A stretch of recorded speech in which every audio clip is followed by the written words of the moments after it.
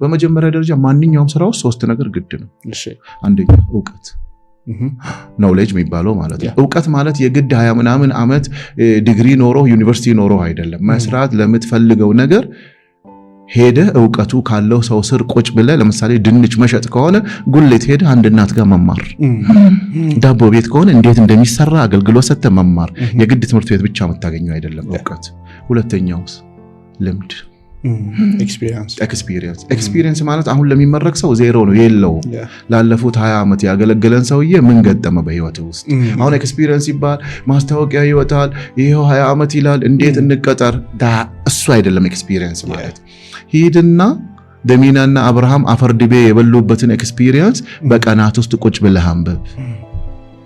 አሁን በዓለም ላይ ትልቁ የታወቀው መጽሐፍ የሚባለው ናፖሊዮን ሂል የናፖሊዮን አይደል?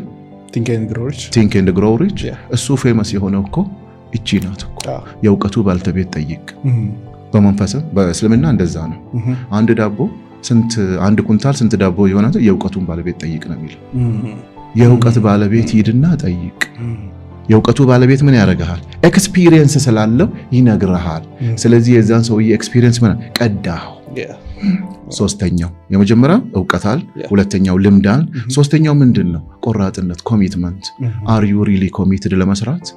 አረ ዝናብ ሲዘንብ ዛሬ ዘንቧልና ወጥቼ ያልሰራ፣ ዛሬ ፀሐይ ነውና ዘንጬ ያልወጣውምና ሰው ያየኛልና ዝቅ ያለ ስራ ነው መስራ አይሰራ። አር ዩ ሪሊ ኮሚትድ? አንድ ፖድካስት ለማዘጋጀት ምን ያህል ሰዓት ነው ይፈጅብ? ማንን ነው ማገኘው? መተኛት እየፈለግ ስለምትጠይቀው ነገር ታነባለህ። አሁን የተሻለ ምግብ መስራት ፈልጋለሁ፣ ከተማ ላይ ካለው ምግብ የተሻለ ምን አለ? ጉግል አርገ ዩቲዩብ አይተ የሀገሬ ባህል ምንድነው? ኮሚትድ ነህ።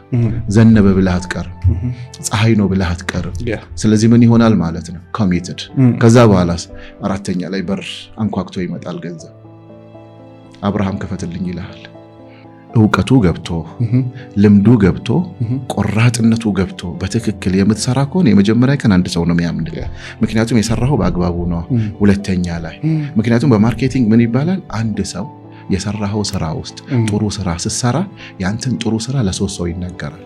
ዋው አብረሽ የአብርሃምን ላይቭ አይታችኋል? የሚገርም ነው። በቃ ከደሚና ጋር ያወሩት ምን አውርቶ ይሁን እንዲህ የምታደንቀው ብሎ ቼክ ያደርጋል። ሁለተኛ ሰው እሱ ደግሞ ለሶስተኛ ሰው ይሰጣል። የማይሆን ነገር ስትናገር ለ11 ሰው ነው የሚያደርሰው። 11 ለ3 ነው።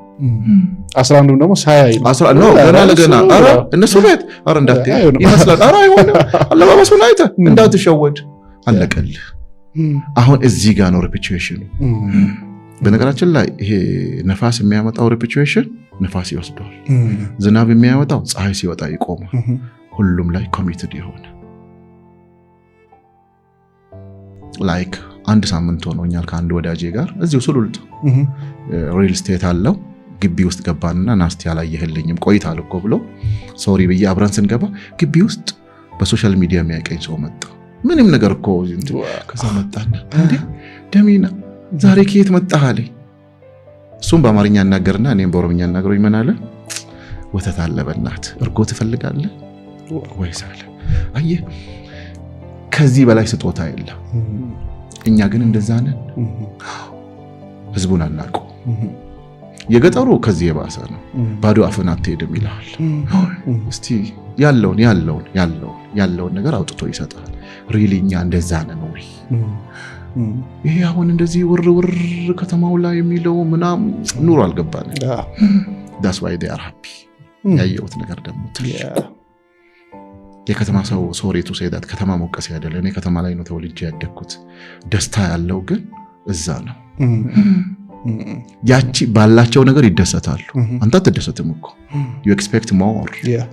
ቢዚ ነህ። ለምሳሌ እንደዚህ ትንሽ የመኪና ይዘህ መጥቶ አንዱ በገመችስ በጎንህ ሲቆም እንደው ጌታ የኔ ነገር መስኮትን ሁሉ ልዘጋ ትችላለህ። ብዙ ናቸው ግን እንደዚህ በቃ እኔ ሁል ጊዜ ክረምት ሲሄድ ተመሬ ነው የማመጣው። በዚህ አይነት ምን ተለየ ነገር ተማሪ ካላቸው 2 ብርጭቆ ወተት ላንተ አንዱን ሲሰጡ ለጋስ እነሱ ናቸው። አንተ ለይታ 50 ብርና 100 ብር እንደዚህ ወይ በመስኮት ሰጥተህ ለጋስ አይደለም። ከሌላ በቃ የእውነተኛ ለጋስ እዛ ጋር ነው ያለው። በጣም ያስተማሩኝ እሱ ነው። በዚህ ዓመት ክፍለ ሀገር ላይ በቮለንቲር አገልግሎትህ እስካሁን ድረስ የሄድክባቸው አሉ። የዚህኛው ዓመት ምንድነው ለየት ያለው ምንድነው? ከዚህ በኋላ የ12ኛ ክፍል ውጤት ያልመጣለት ተማሪ አያማርር በምንም ተአምር። ቢያንስ ከናቱ ሳንቲም አይጠይቅ። ለነሱም ለራሴም ቃል የገባሁት ይሄ ነው። ምክንያቱም ዩኒቨርሲቲ የገባው ሞራሉም ተገንብቷል ከወጣ በኋላ ነው። እኔ የጊዜ ጥያቄ ነው እንጂ የኢትዮጵያ ተማሪ ከዚህ በኋላ ልክ እንደኔና እንዳንተ ለወንበር አይማርም። ወንበር ስር ስልጣን ማለት አይደለም፣ ለመቀጠር ያ ዘመን አክትሟል። እየሰራ ቢያንስ የደብተሩና የዩኒፎርሙ መቻል አለበት። ምን አይነት ስራ ይሰራል? በአካባቢው የተገኘው ከእናት አባቱ ብቻ አይደለም። አብዛኛው በቃ ውድገታችን እዛ ጋር ነው። አሁን በጣም የሚገርም በቃ የምታየው በተለይ 12ኛ ክፍል ውጤት የመጣ ጊዜ በቃ ውስጥ መሸከም የማይችለው በተለይ የልጆች አይደለም የእናቴ አባት ያለኝን ሁሉ ጨርሼበት የትም ሊደርስ አልቻለም። ህይወት እሱ መንገድ ብቻ እንዳልሆነች ከዛም ውጪ ህይወት አለ።